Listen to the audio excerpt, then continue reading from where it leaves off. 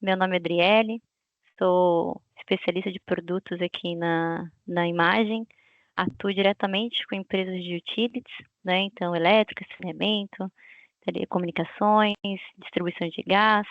Esse é o último webinar da série que a gente preparou esse ano.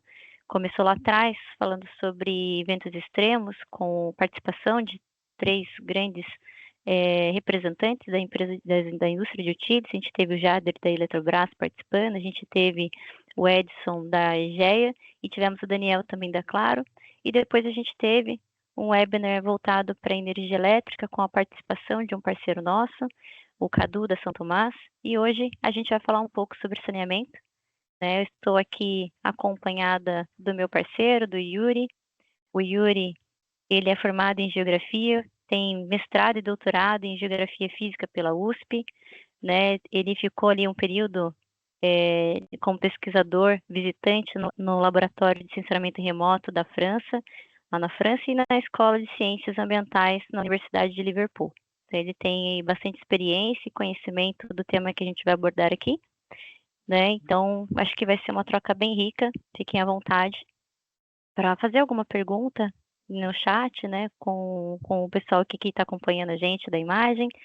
A gente vai respondendo e se der no finalzinho a gente abre para algumas perguntas ao vivo e a gente tenta aí depois sanar, caso não dê tempo de passar por tudo, né? Dar as respostas das perguntinhas que vocês possam vir a ter. Então, eu vou compartilhar aqui minha tela.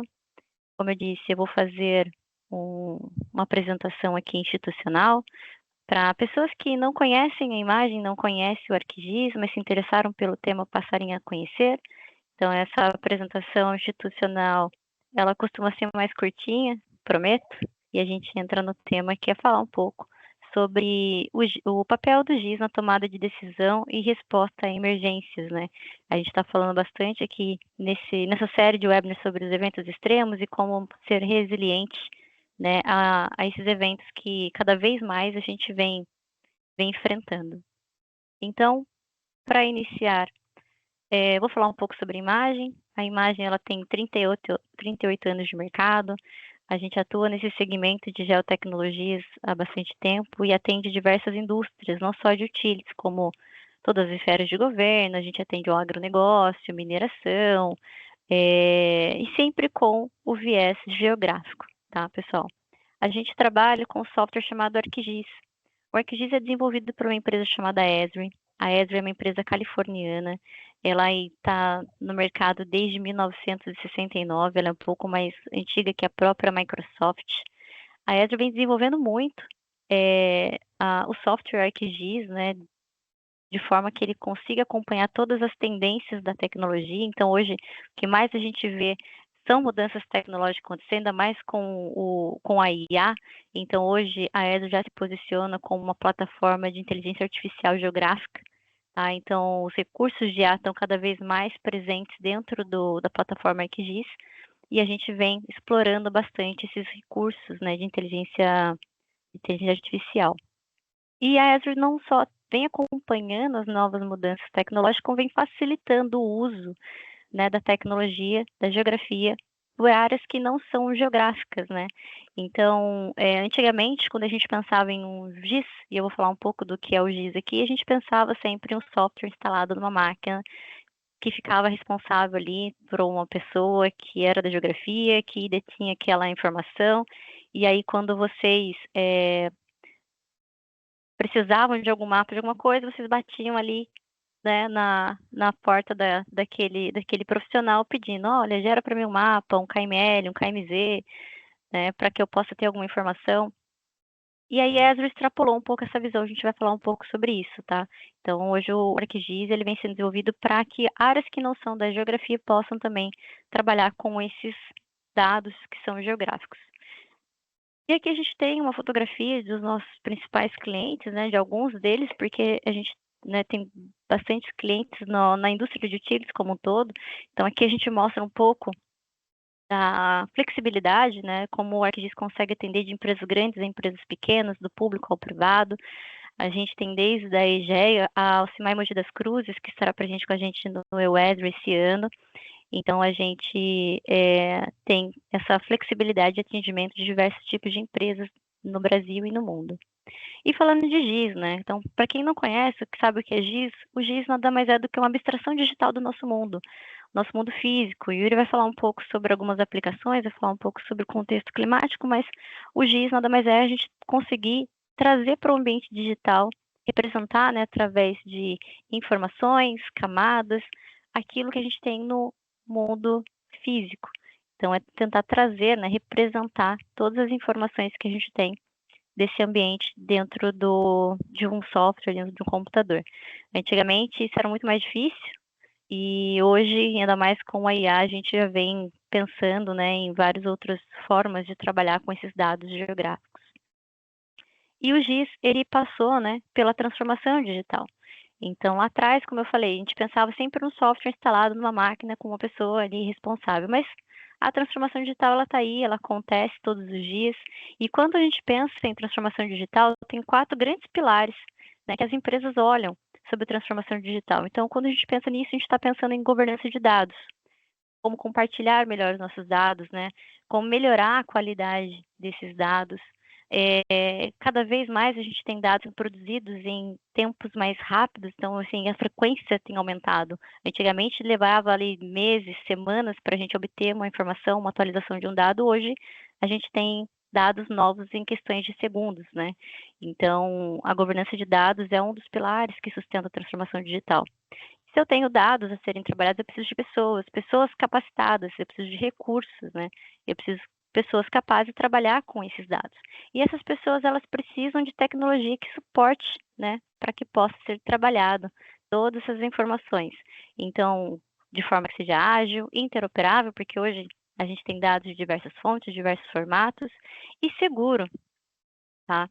E, bom, se eu tenho dados, se eu tenho pessoas capacitadas e eu tenho tecnologia, os processos também são importantes. Então, se eu não tenho um processo bem definido, eu perco algumas partes dos meus dados, eu não sou tão ágil, então o processo, ele precisa também estar relacionado, né, com a transformação digital. E hoje o GIS, ele consegue abraçar esse processo todo de transformação digital, desde a governança de dados, a capacitação de pessoas, tecnologia e os processos bem estruturados, tá? E a gente sabe que ele vai também permear várias áreas dentro de uma companhia, como, por exemplo, meio ambiente de segurança, área de planejamento, área de regulação, né? Quando a gente fala de legislação, áreas de projeto, pré-construção, construção, documentação, né? Área de negócios e operação e manutenção. Todas essas áreas, elas vão trocar informações em algum momento, elas vão trocar informações que são geográficas, né, que são do ambiente físico, e o que a gente tem em comum, né, desses dados todos que vão transitar todas essas áreas é a localização. Então, todo dado é um ativo físico, né? Então, a gente tem ali a localização centralizada, né, e reunindo todas essas áreas em comum. E aí, quando a gente pensa, por que a localização é importante? Cada ativo tem uma localização, e toda localização tem uma história para contar. Então, eu saber que eu tenho uma válvula não significa nada se eu não souber onde ela está, né? E o que está conectado a ela? O que interfere, né? Então, é importante a gente ter todas as informações e saber onde elas estão. Então, quando a gente pensa nos nossos ativos, a gente está pensando onde eles estão, né? Onde ocorreu uma falha, onde estão os dados históricos, né? Onde estão os pontos de isolamento e as minhas vulnerabilidades. A gente vai falar bastante de vulnerabilidade hoje, né? Onde estão, né, as tarefas a serem executadas no campo? E a minha equipe, onde ela está, né? Onde estão as ETAs e as captações? Então, a gente consegue, através da geolocalização, responder essas perguntas, né? E aí, por que o ArcGIS é tão relevante para todas essas companhias e por que ele consegue passar pelo processo de transformação digital, por que ele consegue atender tudo isso que a gente explicou, né? Quando a Esri desenvolveu o ArcGIS, ela pensou em 3 grandes pilares. Atender a parte de dados, né, de registro. Então, a gente tem o nosso primeiro pilar como pilar de registro, aonde a gente vai trabalhar dados de telemetria, dados estáticos, dados de projeto, dados ali serão produzidos em campo. Esses dados, quando é colocado em inteligência geográfica, eles trazem uma informação a ser analisada. Então, eu tenho o pilar de insights para poder analisar, para poder entender, para poder tomar decisões. E dado hoje, pessoal, não pode ficar preso na máquina de alguém, não pode estar preso com uma pessoa. Ele tem que estar na mão de todas as partes que estão relacionadas, de todos os stakeholders, desde o munícipe, da população, ao diretor, ao investidor.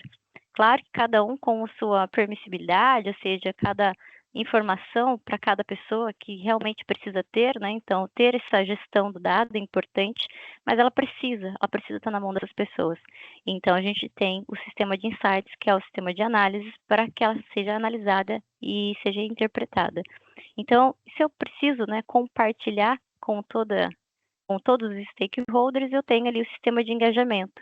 Então, eles vão conseguir entender de uma forma mais ilustrativa, de uma forma mais simples, tudo o que está acontecendo com os dados, com as informações. E também, as equipes de campo conseguem ir a campo para coletar novos dados que voltarão para o sistema de registro, mantendo ele sempre atualizado. Então, a gente tem esse ciclo, né, acontecendo dentro do ArcGIS. A gente consegue trabalhar dados legados, produzir novos dados e interpretar essas informações, tá? E aqui a gente tem uma pequena ilustração, né, de como o GIS ela atende todas as áreas, né, de saneamento, que vai desde a produção de água, a distribuição, redes de drenagem, de coleta de resíduos também e de esgoto. Então a gente tem aqui a representação, né, tanto de uma rede de água quanto para uma rede de esgoto. Então a gente tem o GIS, né, transitando por todas as áreas que são áreas da indústria do saneamento. Então, a minha parte, como eu disse, né, prometido cumprido, parte institucional um pouco mais curtinha. Vou pedir para o Yuri assumir um pouco, falar um pouco agora sobre os próximos slides, onde a gente vai tratar um pouco do tema de resiliências. Yuri, você quer compartilhar? Você quer que eu continue compartilhando? Eu compartilho minha tela aqui, André. Então, vou parar de compartilhar. Então, eu vou aqui. Puderem confirmar que já está em modo de apresentação, por favor. Assim, Yuri. Vocês estão vendo só o slide, correto? Correto. Perfeito.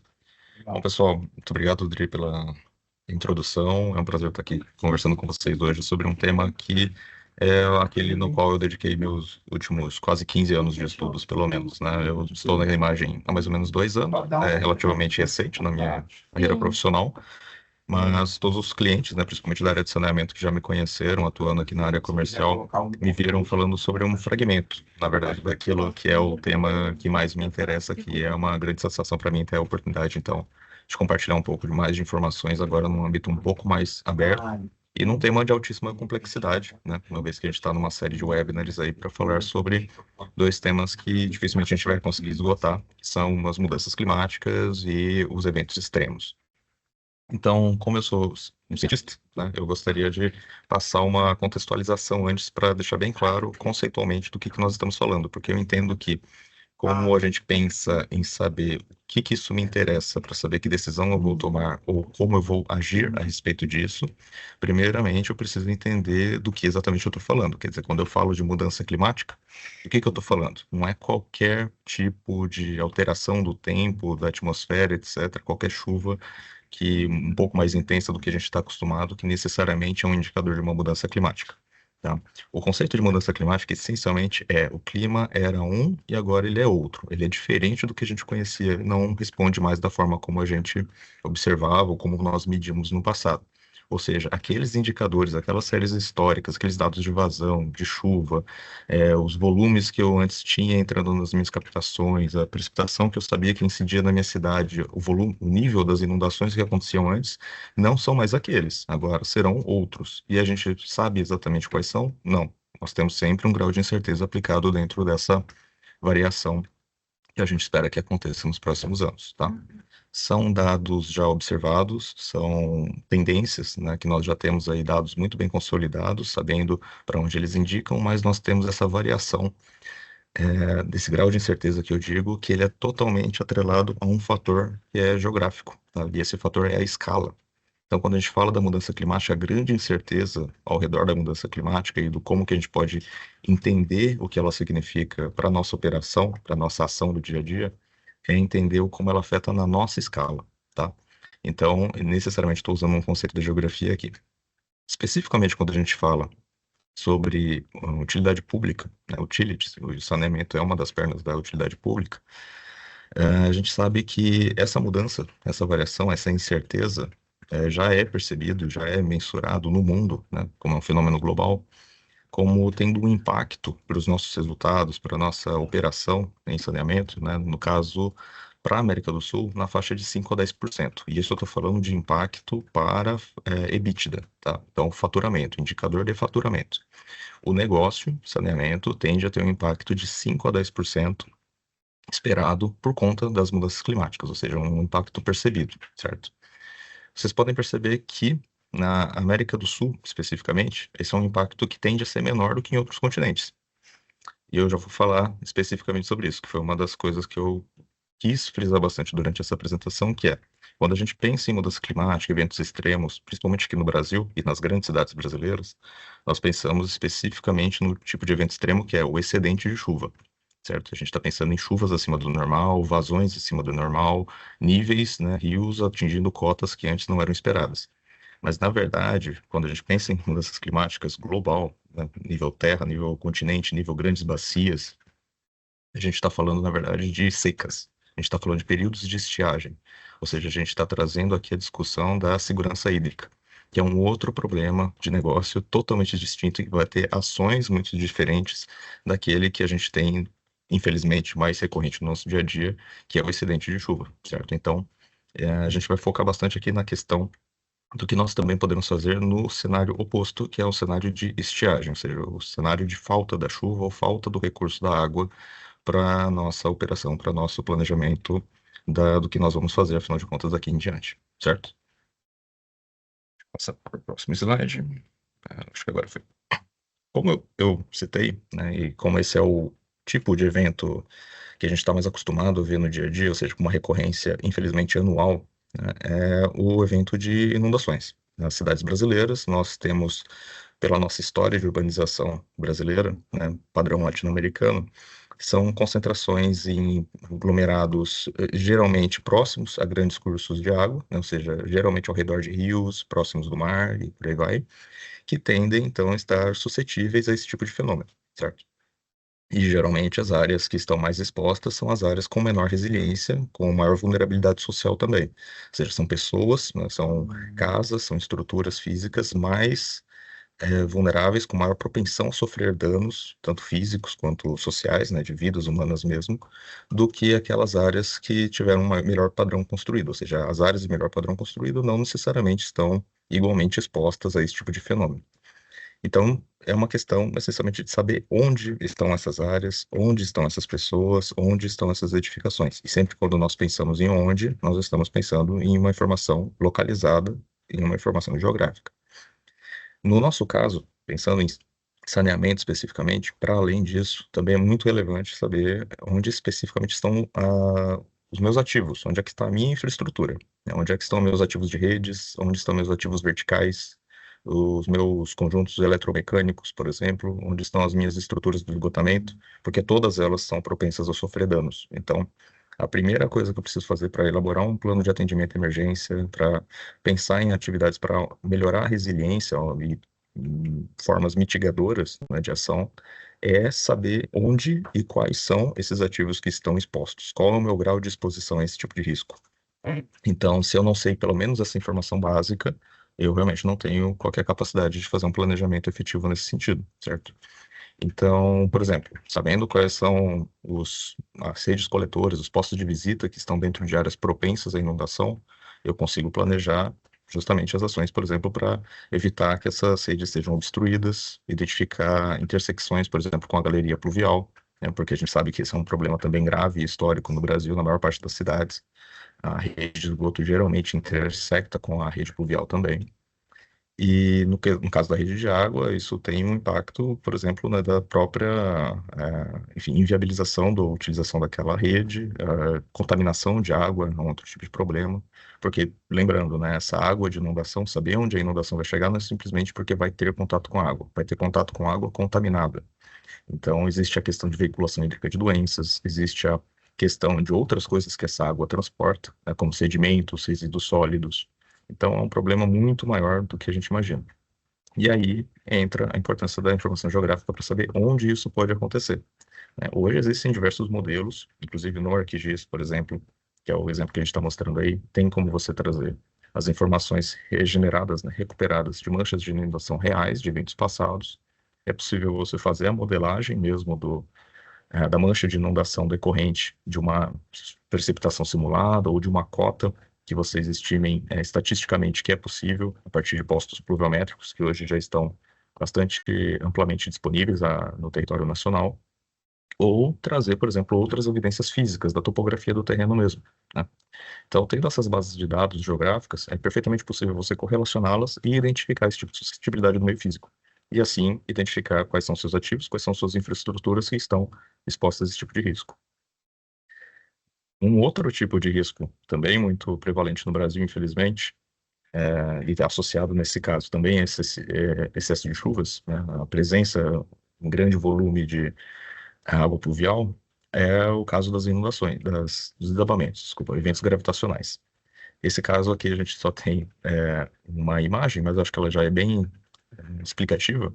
É um caso que foi compartilhado pelos nossos colegas da Compesa, né, em um evento passado nosso, em que eles mostram, por exemplo, uma aplicação para identificação dentro de áreas de risco, ou seja, suscetíveis, né, áreas de encostas ou vertentes, que são suscetíveis a esses eventos gravitacionais, como deslizamentos, né, desabamentos, solapamentos, quedas de blocos, etc., e correlacioná-los com a presença da rede de distribuição, ordens de serviço, por exemplo, de ocorrências de vazamentos, porque imagino que todos têm esse conhecimento, mas o vazamento ele pode ser sim desencadeador de eventos gravitacionais, né? Ele pode levar o solo, por exemplo, principalmente em áreas de solo muito raso, ao grau de cisalhamento, de quebra, né, de ruptura, para desencadear o efeito gravitacional da queda e deslizamento daquela massa de solo.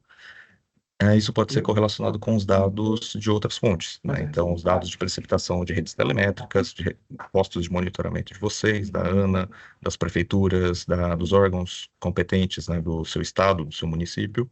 Todas essas informações podem ser correlacionadas dentro de um GIS para que você consiga observar qual é o risco daquele ativo, daquela área ser afetada numa intercorrência como essa.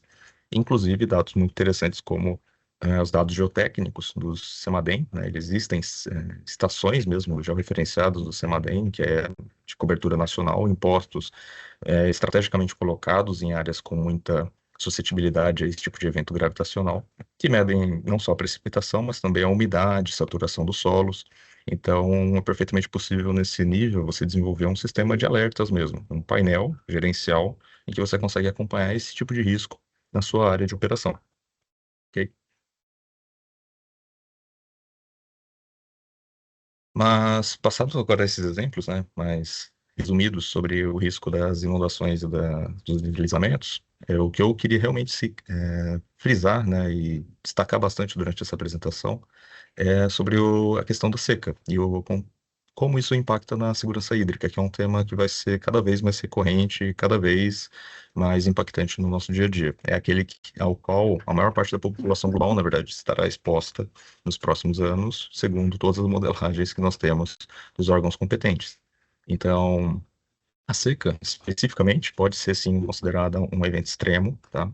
E aí, voltando, como eu disse no começo, na conceituação, a seca necessariamente é o nome de um evento extremo, ou seja, é uma estiagem. Estiagem é um evento sazonal, né? Nós temos o período chuvoso e temos o período seco. Então, o período seco, o período com menor vazão, o período com menor chuva, é um período de estiagem. Isso é perfeitamente natural, é da dinâmica normal dos sistemas atmosféricos das bacias hidrográficas. No entanto, a seca em si é um evento extremo de estiagem em que existe um impacto hidrológico, ou seja, o sistema hidrológico foi impactado e é possível que ele não volte a responder como ele respondia antes. Ou seja, é possível que aquele rio nunca retome a vazão original, que antes era medida na série histórica. É possível que aquela bacia, por exemplo, ela tenha uma outra característica de cobertura vegetacional. Isso é perfeitamente possível, tá? Eventos extremos desencadeiam mudanças significativas na paisagem. Isso é um outro conceito da geografia. Então, a seca, necessariamente, é um evento que pode ter um impacto sempre dentro daquilo que a gente tem como pensamento de um sistema produtor. Então, quando a gente considera uma bacia hidrográfica, a gente está sempre pressupondo que ela vai continuar fornecendo para a gente a mesma quantidade de água, na mesma qualidade, ou com as mesmas taxas, com a mesma sazonalidade. Isso é um pensamento totalmente incorreto, né?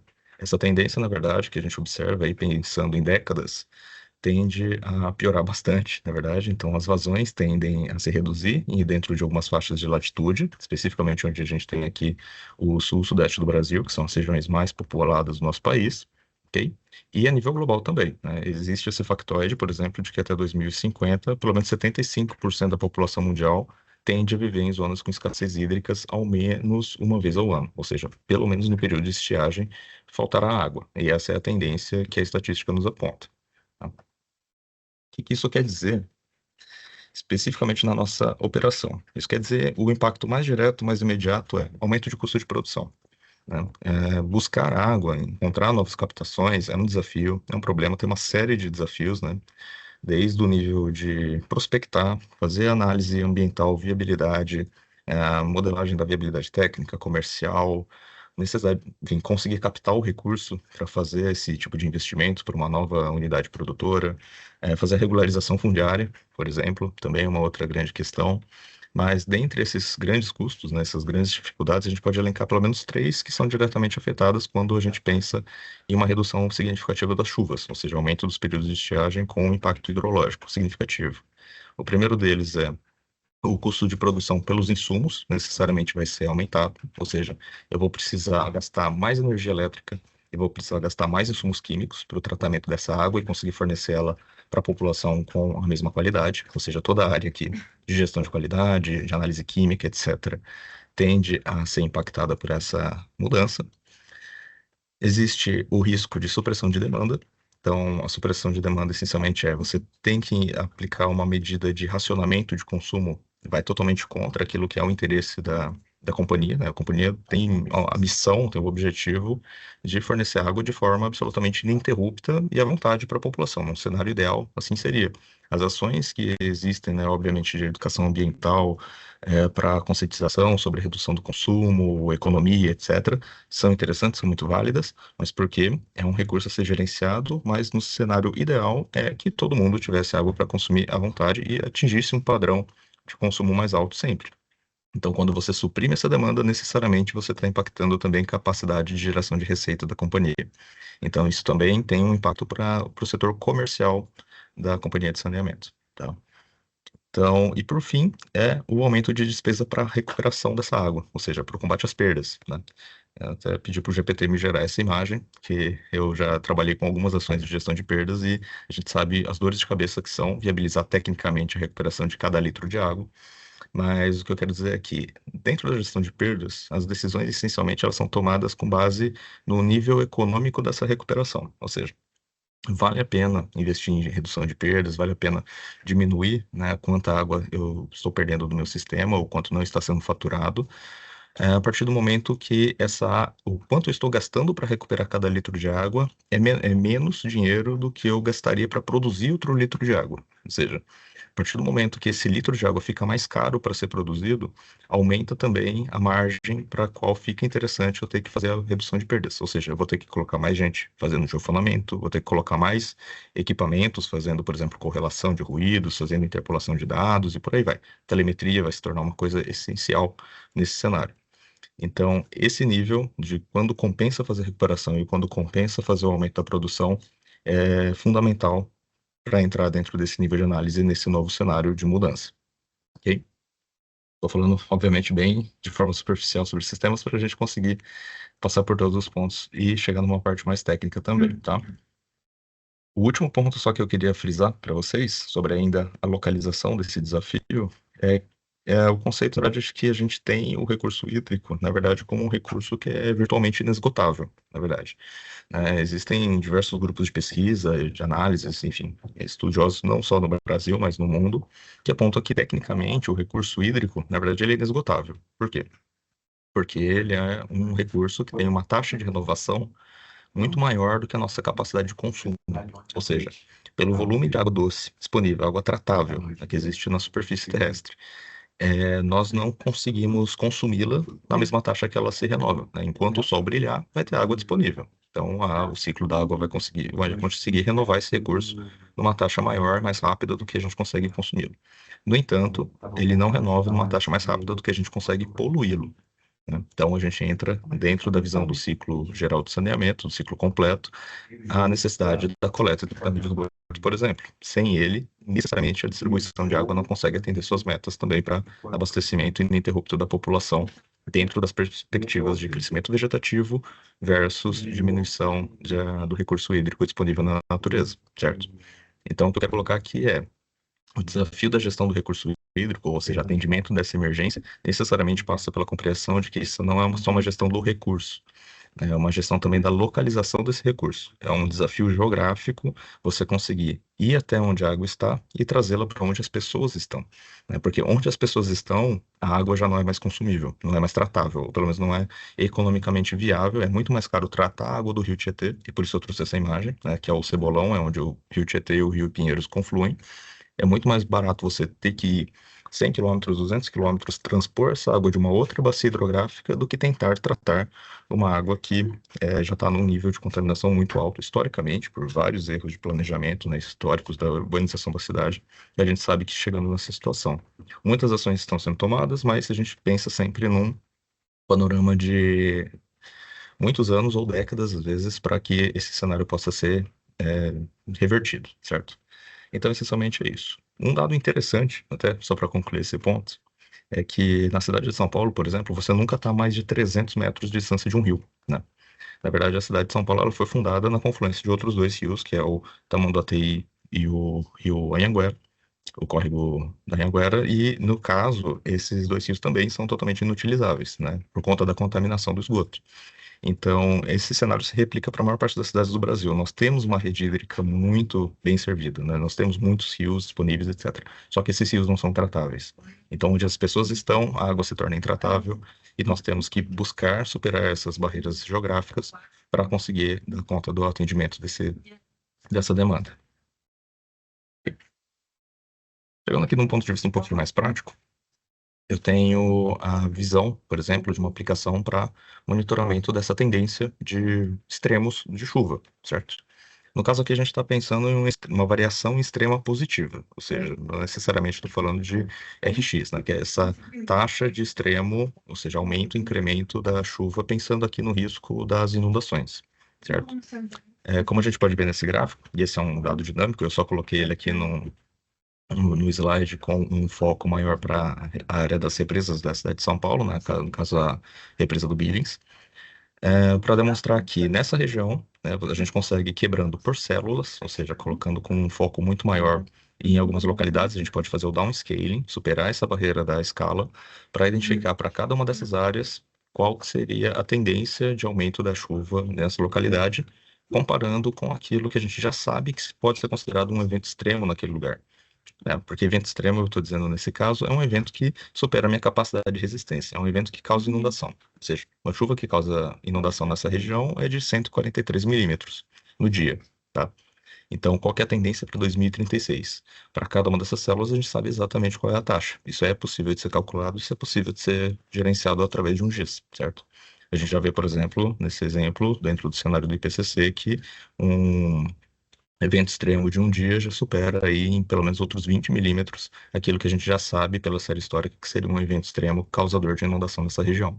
Ou seja, próximo passo, saber exatamente onde eu tenho as inundações, onde de fato elas podem ser atingidas, quais são as residências, quais são minhas unidades consumidoras, quais são minhas redes, quais são os meus planos então de atendimento a essa emergência, porque agora eu já sei que é possível acontecer. Então eu tenho que, no mínimo, saber o que que eu faço quando esse evento de fato acontecer. E se eu estou falando de possibilidade, de probabilidade, né, de estatística, a gente sabe que é sempre uma questão de tempo, não é mais uma questão de possibilidade física, certo? Um outro exemplo aqui, agora pensando na visão de bacia, e quando a gente fala de bacia, essencialmente estou pensando num sistema físico, né, numa delimitação do funcionamento de um sistema físico. Eu tenho várias outras questões que eu preciso observar, além da precipitação, obviamente, né? No Brasil, a gente tem a chuva como principal e basicamente o único, né, fonte de recurso, de recarga dessas bacias, porque a gente não tem nivação, a gente não tem derretimento de geleira, não tem absolutamente nada disso, o que de certa forma facilita nosso trabalho técnico. Então, para além da chuva, eu tenho que observar, ok, essa chuva vai cair onde? Ela vai cair dentro de uma área dessa bacia hidrográfica que tem uma determinada característica de vegetação.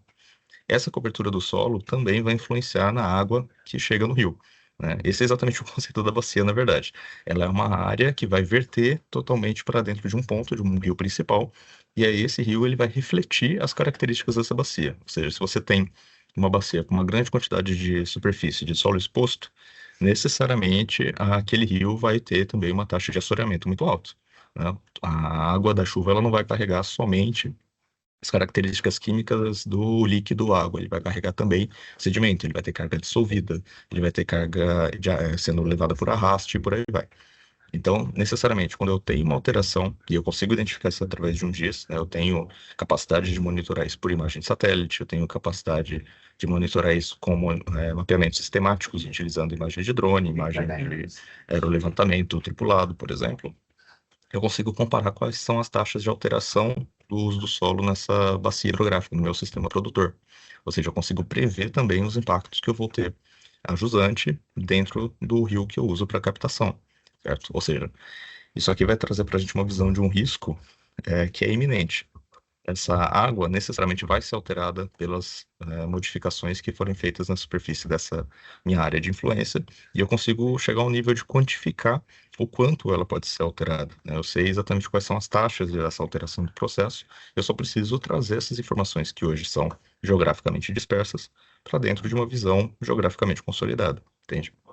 Então, aqui eu também conseguiria aglomerar várias outras camadas de dados. Eu colocaria, por exemplo, os pontos de monitoramento de vazão, os pontos onde eu monitoro a qualidade da água, pontos onde eu tenho coleta, por exemplo, de análise de procedimentos, e por aí vai. Então, as possibilidades são muito grandes a partir do momento que você tem capacidade de criar um dashboard, um painel gerencial como esse, aqui para cada uma das suas unidades produtoras de água.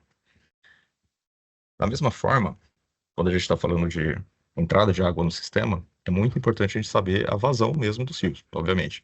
A gente sabe que em nem todos os lugares, nem todas as companhias têm uma rede telemétrica disponível com alta frequência ou com uma série histórica muito grande. Então, o que que a gente disponibiliza? Dentro do ArcGIS, né, dentro do ArcGIS Online, inclusive, existe uma API em que a gente consegue fazer uma estimativa de vazão, uma projeção de vazão com base em uma série histórica, em bases de dados internacionais abertas hoje, para derivação de um modelo hidrológico, né?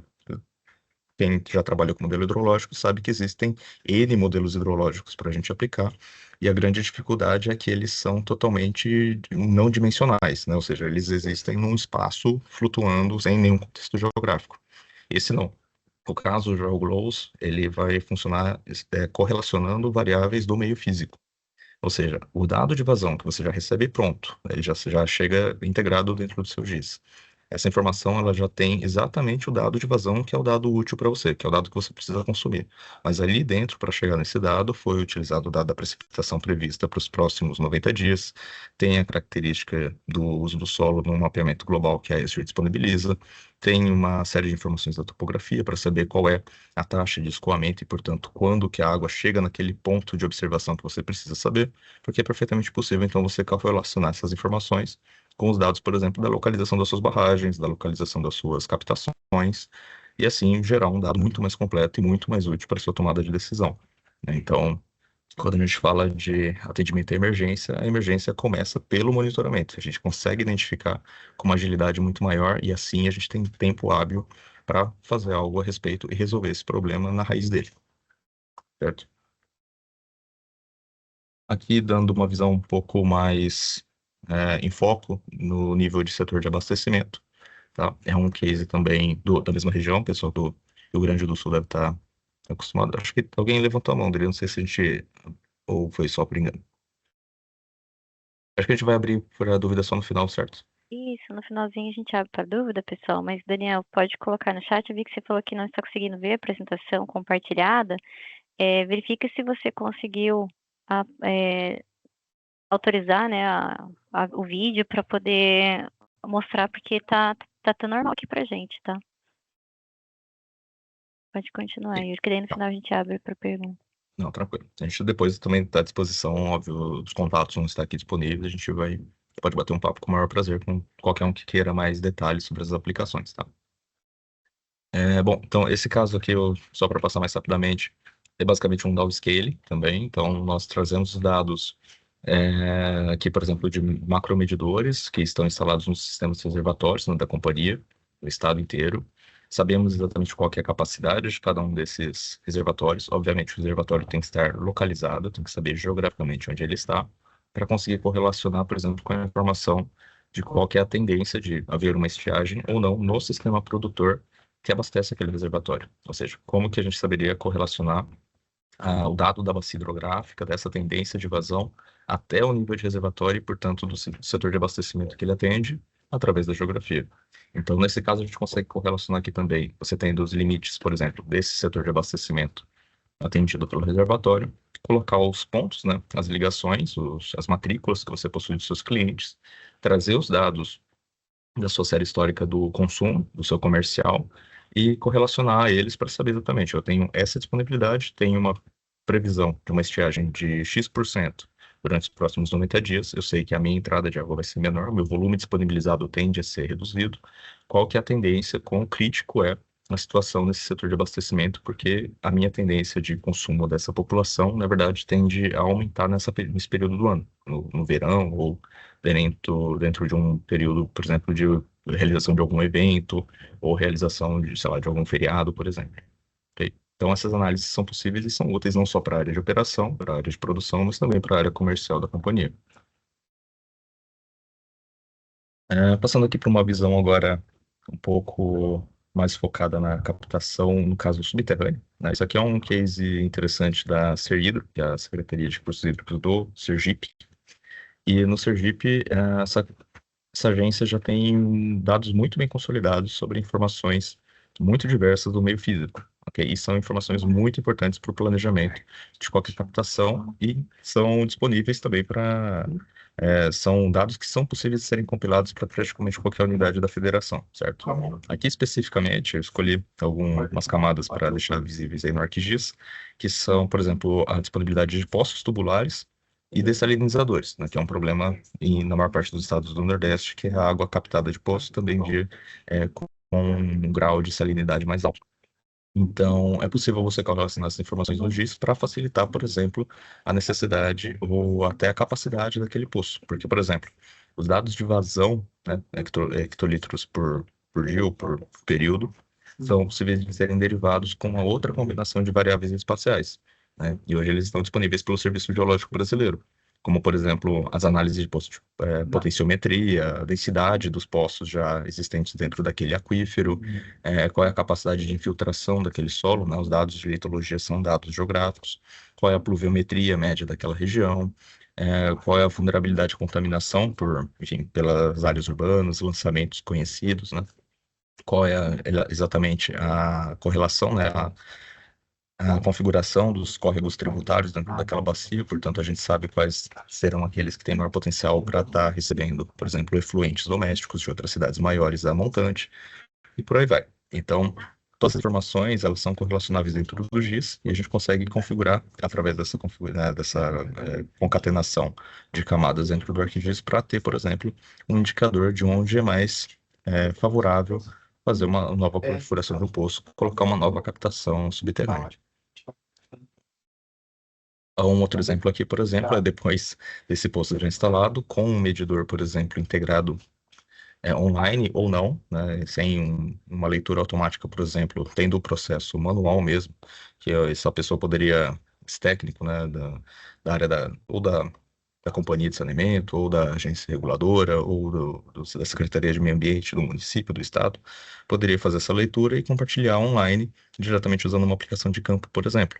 Né? Hoje, esse portal, por exemplo, é o do Portal das Águas da AGERSA, da Secretaria de Infraestrutura Hídrica de Saneamento da Bahia e da Agência Reguladora de Saneamento da Bahia, em que você tem para cada um dos poços, né, disponíveis no estado inteiro essa condição de vazão, condição de obstrução, por exemplo, do poço e por aí vai. Então, essas informações elas são alimentadas quase em tempo real, ou com a frequência, obviamente, né, disponibilizada pela agência e pela secretaria, para que a população também tenha acesso a esse dado. E, obviamente, para os tomadores de decisão e para os planejadores conseguirem saber exatamente qual é a condição da disponibilidade dessa água dentro dessa matriz mais diversificada.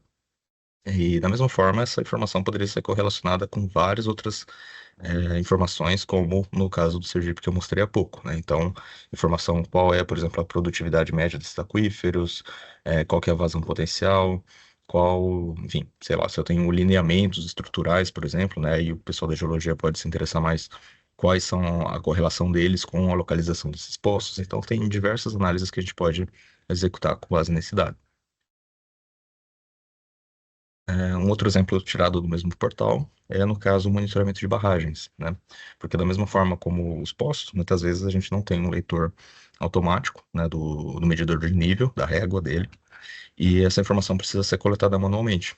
Então, para evitar que você tenha que fazer aquela visita presencial, e muitas vezes ficar sem o dado, né, por, sei lá, qualquer tipo de ocorrência com aquele responsável, com aquele técnico responsável pela leitura, você pode trazer essa informação digitalizada no formulário, né, do ArcGIS Online, do Survey ou Field Maps, por exemplo, e essa informação aparece para você assim que coletado ou assim que disponível uma rede de móvel. O operador pode trabalhar, inclusive, offline, coletar esses dados e depois transferi-los para que o tomador de decisão, o gestor da área de produção que monitora esse dado tenha essa informação mais atualizada possível. Então, essa informação da cota observada, volume, capacidade, etc., são dados que a gente consegue correlacionar e gerenciar a partir de um painel como esse, por exemplo, em que você tendo essa base completa, georreferenciada, você consegue navegar ponto por ponto, barragem por barragem, de todo um estado, de todo um parque de operação muito grande e ter esse valor histórico correlacionado, porque a partir daqui, tendo o ponto, né, essa âncora, a identificação dessa barragem, por exemplo, você consegue trazer todos os dados históricos das leituras passadas, ainda que ela esteja em uma planilha. Né, você consegue transportar isso para dentro da visão GIS. Então, isso vai trazer para você uma visão, uma capacidade de planejamento muito diferente, né? Capacidade de insights, de enxergar seu dado de uma forma muito diferente do que aquela visão tradicional a partir de só de números jogados dentro de uma tabela. Passando aqui para meu penúltimo exemplo, né? Também pensando agora quando tudo o mais falha, né? E a gente precisa adotar medidas realmente emergenciais, por exemplo, para o fornecimento, existe a demanda, por exemplo, para abastecimento através de caminhões-pipa, né, mobilização de outro tipo de equipamento, que muitas vezes a companhia também não dispõe em quantidade adequada para a demanda quando ela realmente aparece de forma emergencial. Então, é crítico para a companhia conseguir atender esses períodos de maior vulnerabilidade da população, saber onde estão as demandas, onde eu tenho o meu equipamento disponível e para onde que eu tenho que mobilizá-lo com a melhor rota possível, né? Então, não só em estados, por exemplo, da região Nordeste, que tem esse tipo de dificuldade com a estiagem, mas mesmo nas grandes cidades do Sul-Sudeste isso também acontece, né? Demanda por caminhão-pipa acontece em cidades balneárias, por exemplo. Então, aqui no estado de São Paulo, isso é até relativamente frequente, e isso é localizado geograficamente. Então, nós sabemos qual é a disponibilidade, qual que é a carga, a capacidade de cada um desses setores de abastecimento e quanto que a população flutua nessas regiões. Então, mesmo esses dados que são dinâmicos e que variam ao longo do ano, são possíveis de entrarem na nossa análise para saber qual que é a tendência de aumento dessas solicitações. E essas solicitações do passado podem entrar como uma variável para a nossa análise para a gente saber estatisticamente, geoestatisticamente, qual é a correlação espacial deles, ou seja, onde geralmente essas demandas se concentram e em que período do ano. Porque aí eu consigo planejar, obviamente, quando que eu vou alugar, por exemplo, esses equipamentos, que tipo de contratação que eu vou fazer, se eu não preciso fazer necessariamente um edital para uma contratação emergencial, por exemplo, e nisso eu já poupo alguns recursos. Então, nossa capacidade aumenta bastante para conseguir atender esse tipo de demanda em um cenário em que todo mais, né, não atendeu e a gente precisa entregar água de alguma forma. Essa é a missão da companhia, afinal de contas. Eu acho que por último, só para não deixar de citar, também a questão da qualidade da água é um ponto crítico aqui, né? A gente fala do atendimento ininterrupto, de não poder faltar água, isso é um ponto muito importante, mas também não pode faltar qualidade da água. Entregar água com uma qualidade que, por exemplo, não atende às normas reguladoras é um risco, né, iminente de imagem para a companhia, é um risco para a saúde da população, é um risco ante o poder concedente. Então, existem diversas formas de fazer esse tipo de análise da água servida, inclusive rastrear a localidade de onde aquela água não conforme foi distribuída. Isso é possível através de várias ferramentas dentro do ArcGIS, como, por exemplo, integração com blockchain, que é um desenvolvimento recente. Mas esse case especificamente a gente está falando do corpo hídrico, né, do monitoramento do corpo hídrico. Esse caso aqui especificamente é de um corpo não necessariamente utilizado para abastecimento, mas o mesmo princípio se aplica, né? Porque a partir do momento que você tem a capacidade analítica da ferramenta para derivar valores a partir, por exemplo, de uma imagem de satélite, que é uma imagem multiespectral, e nós temos os dados já das amostras coletadas pelos nossos técnicos que foram lá no campo, etc., e georreferenciaram, localizaram espacialmente onde aquela amostra foi coletada, o resultado dela pode ser interpolado. Ou seja, eu sei que em um determinado ponto, com tal coordenada, o índice, por exemplo, de fósforo total dissolvido naquela água era X. Então, se eu fiz outras 5 coletas, eu sei, e o sistema vai apontar para mim qual é a distância entre eles, qual é a correlação espacial entre eles, ele sabe qual é a correspondência também desse valor dentro de uma determinada banda de uma imagem hiperespectral coletada pelo satélite. Então, isso aumenta muito a sua capacidade de amostragem ou recorrência da derivação desse indicador crítico para a qualidade da água ao longo de um determinado período de observação, né? Então, tem vários indicadores que a gente consegue trazer aqui, inclusive, por exemplo, de cianobactérias, identificar fenômenos como o boom de algas e por aí vai. Então, as possibilidades são enormes a partir do momento que a gente traz a informação geográfica para dentro dessa análise que, tradicionalmente, nem sempre utiliza essa inteligência espacial. E é isso. Na verdade, esse era o meu último exemplo. Então, eu agradeço novamente. Eu acho que deu exatamente em cima do tempo. E estamos à disposição para qualquer dúvida eventual. Obrigada, Yuri.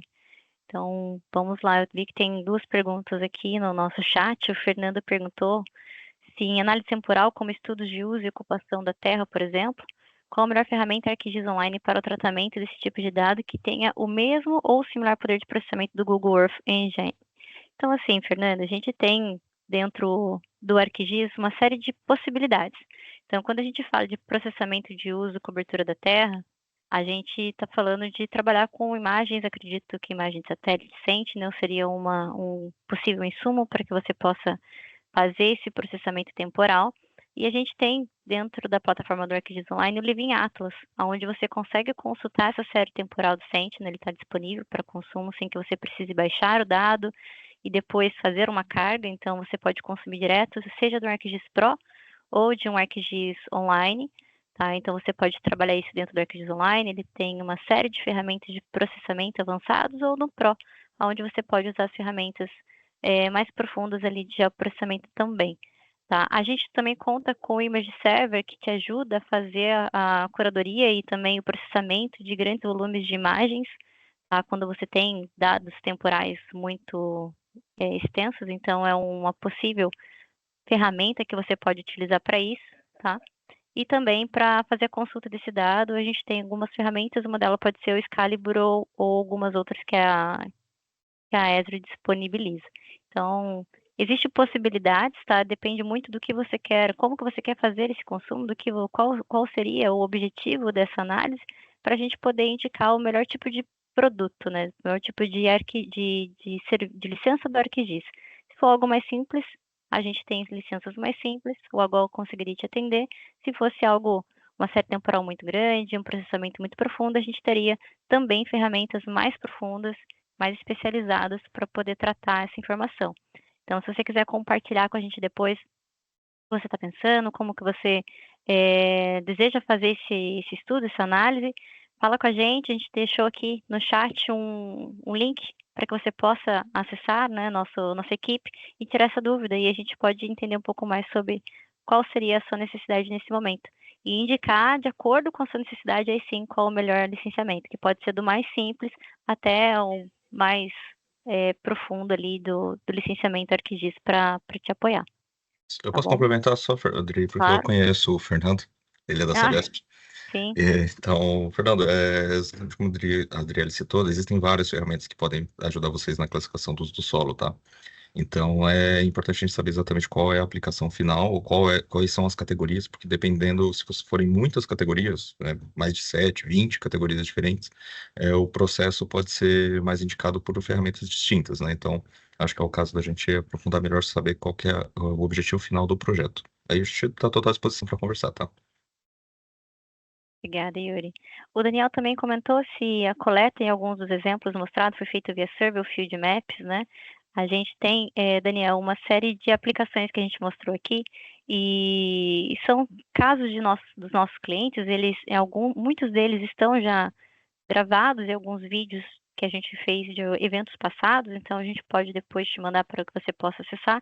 Então, muitos deles foram feitos por Survey, alguns por Field Maps, tá? E mesmo se você não tiver esse recurso, não estiver utilizando o Field Maps ou o Survey e estiver utilizando alguma outra ferramenta proprietária, por exemplo, é possível trabalhar com esse dado que você está capturando no campo dentro do ArcGIS. Ele é interoperável. Então, por mais que você não esteja produzindo dado através de uma ferramenta de campo da Esri, você consegue trabalhar esse dado dentro do ArcGIS. Tá? Então, compartilha com a gente também como que está, né, esse banco de dados que você tem de informações de campo e a gente te ajuda a trazer isso para dentro dessa visualização espacial. Então, a Esri, ela é interoperável, ela vai trabalhar com diversos softwares através de API, através de integrações, para que você possa otimizar suas operações e não apenas ter Esri ali, né? Ela trabalha como uma plataforma de integradora de sistemas. Então, converse com a gente pode entender um pouco melhor e aí te ajudar de uma forma mais assertiva. A gente tem outra pergunta aqui do Rick, né? Existe algum tipo de ferramenta, ArcGIS, que ajuda na localização e identificação de lotes através de telhados identificados por imagem de satélite? Rick, é possível também, tá? A gente pode rodar algoritmos com Deep Learning, Machine Learning, para que ele possa fazer detecção de telhados. Já fizemos isso com alguns clientes. A gente tem um case gravado, um case da Energia Pernambuco, que foi feito há alguns anos, inclusive, né? Não é tão recente, para você ver como se naquela época, acho que uns 2 anos atrás, a gente já conseguia fazer, hoje em dia a gente faz com maior assertividade. Então, é possível rodar algoritmos para fazer detecção de telhados, contagem de telhados, entre outros alvos, né? Então, por exemplo, piscinas. Então, é possível detectar outros alvos que não só telhados. Então, conversa com a gente também, a gente pode te ajudar, te mostrar, né, quais seriam esses processamentos. E o próprio Living Atlas da Esri, ele contém alguns algoritmos prontos para detecção de telhados, né, para contagem de telhados. Então, é algo que está disponível, inclusive, dentro da nossa biblioteca de dados e informações, que é o Living Atlas. Então, ali você já encontra alguns processamentos já prontos para serem utilizados, tá?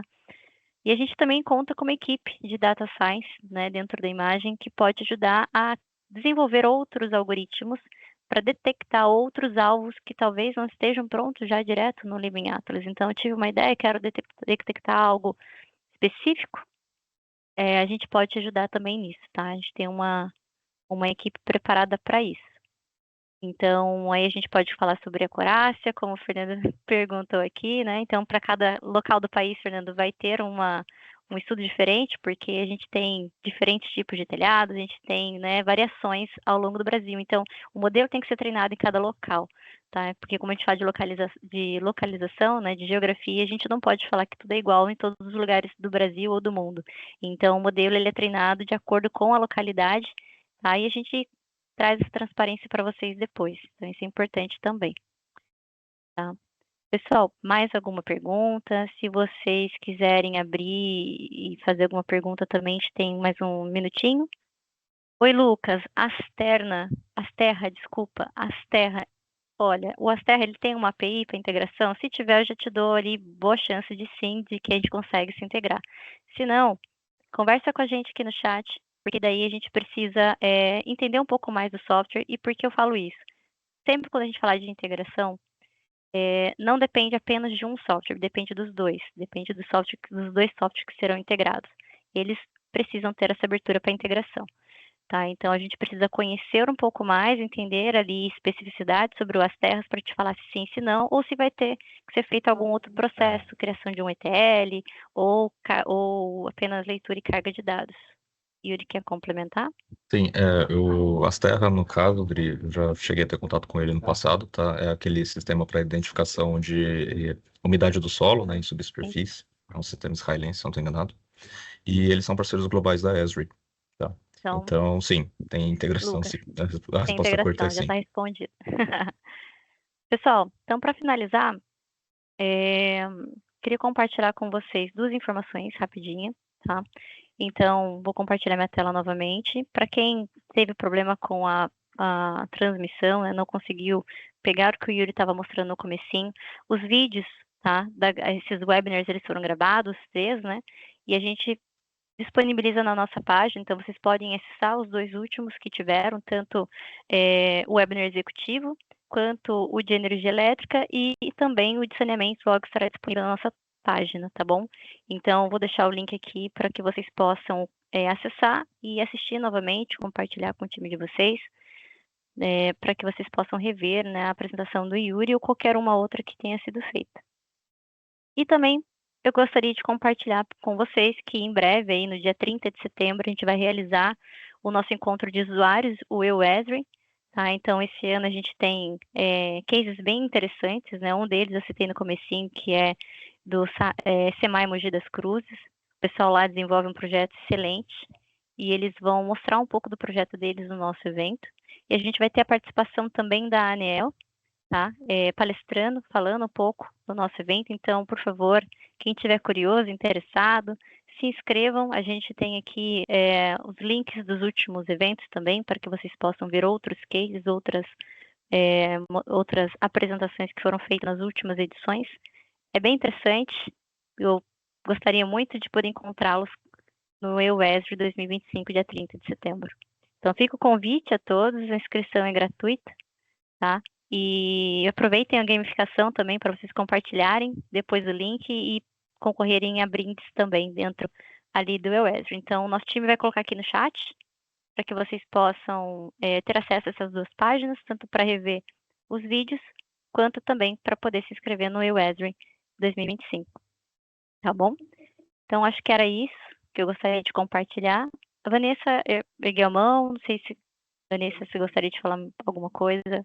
É porque o botão de levantar a mão fica do lado da reação, e o pessoal ergue sem querer. Entendi. Então, pessoal, nos vemos no EUESRI, tá? 2025, dia 30 de setembro. São todos convidados a participar com a gente.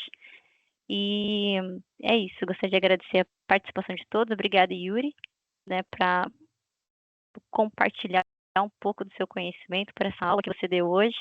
E obrigada a todos por terem ficado esse tempo com a gente. O tempo hoje é precioso, então muito obrigada pela participação de todos.